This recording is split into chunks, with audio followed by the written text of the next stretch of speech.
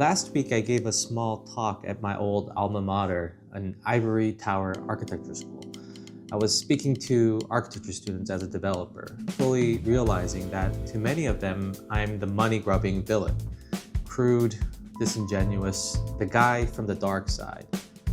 But also maybe someone offering an alternative to the architecture path set before them. And the funny thing is, it brought me back to when I was a student. The student in the audience looked like my classmates. I do not know how the school keeps selecting the same archetype decade after decade, but it does. The blonde Scandinavian kid, the one clearly from a construction background, the one dressed like every article of clothes is a manifesto. Yeah, that room took me right back to when architecture was not just a discipline. It was a religion, a language, a moral universe. Architecture was everything to me. Architecture school can sometimes feel less like a professional education and more like a cult. It has its cult leaders, the star architect, the vogue architecture theorist of the moment, the professor with the perfectly curated aura. Young people submit to a hierarchy, a language, and a ritual of suffering, all in the hopes that one day mastery of the code will become mastery of the world. The tragedy is that what they're often being sold is a fantasy, because the real world is quite different from what is shown in architecture school. And look, I do not even blame the school entirely. On one hand, the school is an institution to celebrate great architecture. It is a place to launch great architecture careers. It is the beginning point. And to be fair, in very small print, they do tell you that the profession is quite different from the school. They mention how little professionals get paid. They gesture vaguely towards reality. At the same time, they pump out thousands and thousands of people into the industry that is overcrowded, underpaid, and increasingly marginalized. But in school, you would never know it. You are surrounded by celebrity architects dressed in chic suits, dark turtlenecks, or bow ties. People, frankly, you would never be able to sit at the same table with once you leave school and become a professional. And that is the trap. So, as a developer, this is where I think the gap is. Architecture school trains people for authorship in an industry ruled by ownership. Architects are taught to think like authors of the built environment. But buildings are not governed by authorship alone. They are governed by land control, capital, entitlements, contracts, procurement, schedule, insurance, leasing, and operations. In other words, the people who decide whether a building gets built are usually not the people who drew it. No lender has ever said, your debt stack is weak, but your design concept is transcendent. No city has ever said your curb cut is illegal, but the design narrative is gorgeous. Which is why I sometimes joke and say architects function like the sperm donors in the life cycle of a building. To be clear, I did not say father. They contribute the design DNA, but do not have the custody nor take any risk or participate in the long-term upside. Now, as a father, I can tell you the DNA matters. I'm not saying that it does not. But fatherhood is not about that. It is about being present. It is about being a provider. It is about being a good role model. It is about showing up after the glamorous moments are over. Architects do not do that. Now, if I took a photo of my newborn child, cropped out the mom's face as if she did not matter, and took credit for the child, you would call me insane, and my wife would probably divorce me. Because the gestation process and the birth process are brutal and unforgiving, forever transforming her body. Editing her sacrifice out of the story would be criminal. And that is exactly what the mythology around architecture sometimes does. They shape the visual identity and formal ambition, but they do not usually carry the land risk, debt, approvals, or cash flow. Someone else carries the financial risk. Someone else manages the delivery. And then there are hundreds of other people, the day laborers, the concrete pourers, the suppliers, the traders who physically raise the building out of the dirt. Yet, in the architecture world, the architect is often the only one who gets centered in the frame. And the tragic part is that architecture schools are the ones selling this illusion. They take cultural credit for donating the design DNA, and that is often enough to convince young people that architects are the central authors of the building industry.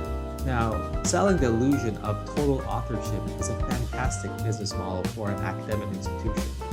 It keeps the prestige high and the tuition flowing because you would never recruit enough students if you told them the truth plainly. However, it is often a terrible deal for students who graduate into reality. In the real world, architects are typically positioned as consultants. AIA's own standard contract, B101, is an agreement between owner and architect. The title tells the whole story. One party gets the asset. One party gets the fee. One party builds a long-term equity. One party submits an invoice. Architects are service providers, one of many consultants needed to build a building. Architecture education often does a terrible job of saying that clearly. Instead, it sends students into practice with inflated symbolic expectations and very little structural power. Sometimes that gap fuels a form of purity politics, the need to believe that being excluded from power is actually proof of moral superiority. That is where the academic bubble becomes a closed loop, closed vocabulary, in-group rituals, and an elaborate moral theory about what counts as architecture and what does not. But for all its exclusivity, the profession is not a boutique pipeline.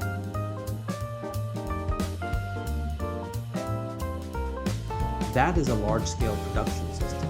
Bright people, talented people, idealistic people. People being taught to fall in love with building design before they are taught who actually controls them. And then the system makes them pay for the privilege of attempting to be an architect. Nearly 40,000 people in the pipeline, an average of almost 13 years to get licensed, a 55% pass rate, and more than a third of the candidates quietly stop pursuing licensure over a 10-year period. This is not a professional on-ramp. This is a long, expensive hazing ritual with an annual subscription fee. You spend years being told you are joining a sacred order of form givers. Then the market turns around and says, "Great, please revise the elevation to meet budget." You thought you were the master builder, indispensable in the building process. The financial statement says you are an operating expense. And here's the part the profession really does not want to admit. It has never been especially good at protecting junior architects. For a long time, the unspoken deal was simple. Work insane hours, do the grunt work, survive the hazing, maybe one day you earn authorship status or some kind of authority.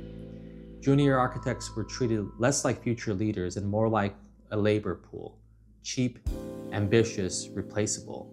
And now it may be getting worse, because a lot of the work junior architects traditionally cut their teeth on, drafting, rendering, repetitive supportive work, markups, documentation, image making, is exactly the kind of work new AI tools are starting to excel at. Whether or not AI fully replaces junior roles, it is already compressing the kind of low-level tasks the profession used to justify underpaying juniors. So the profession is not just failing to protect juniors, it may be quietly erasing the very apprenticeship path it used to justify exploiting them in the first place. Which means this is not the moment to think more obediently inside the box, it is a moment to think outside of it. And if this sounds like just one developer ranting into a camera, it is not. RAND published a major article in 2025 on the current state of architecture education and practice, commissioned by AIA and NCARB. RAND surveyed 377 students, 598 faculty, and 2,792 practicing professionals. And what it found basically confirms the gap between mythology of school and reality of practice. This is where RAND data gets brutal. 60% of students report taking on debt for this education.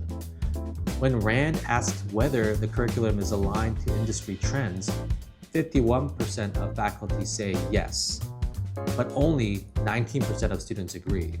That gap says everything. School says become the author. Practice says, can you coordinate the damn building? Only about half of students felt well prepared in technical documentation and building systems. And 70% of the faculty and 65% of practicing professionals say the culture of the profession is itself a barrier. The economics are not encouraging either. A recent non-licensed graduate earns about $61,000 versus $46,000 for a recent bachelor's graduate.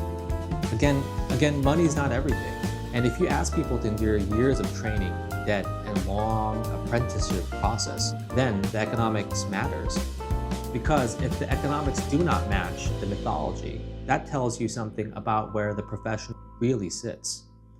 And that is why architecture can end up being such a status-rich, power-poor profession. But here's the hopeful part. If you are an architecture student watching this, none of this means you are doomed. It does not mean your education was worthless. It does not mean your love of buildings was naive. And it definitely does not mean you failed, because the profession turned out to be smaller, harsher, and more compromised than you were promised. The problem was never that architecture school gave you nothing. The problem was that it wrapped real skills inside a false story about where power lives. It just means you need to let go of one thing. The burden of believing your worth depends on becoming an architect in a narrow, traditional sense. Because once you drop that burden, once you stop treating the title like destiny and start participating in society as a normal, capable, ambitious person, the opportunities become endless. You can go into development, you can go into construction, you can go into public policy, housing, real estate, climate tech, or something nobody has named yet. You do not have to stay trapped inside a little box the profession built for you.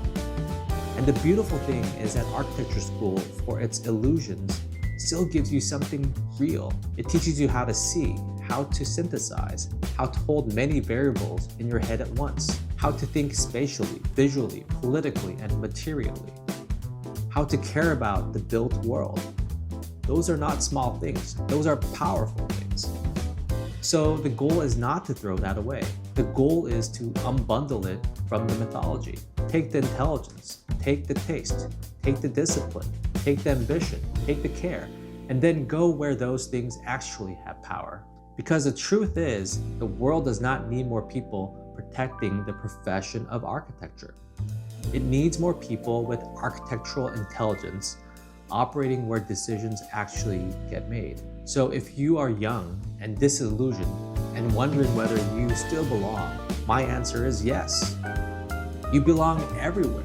And the moment you stop asking permission from the profession, your world gets much bigger. And that is the hopeful part.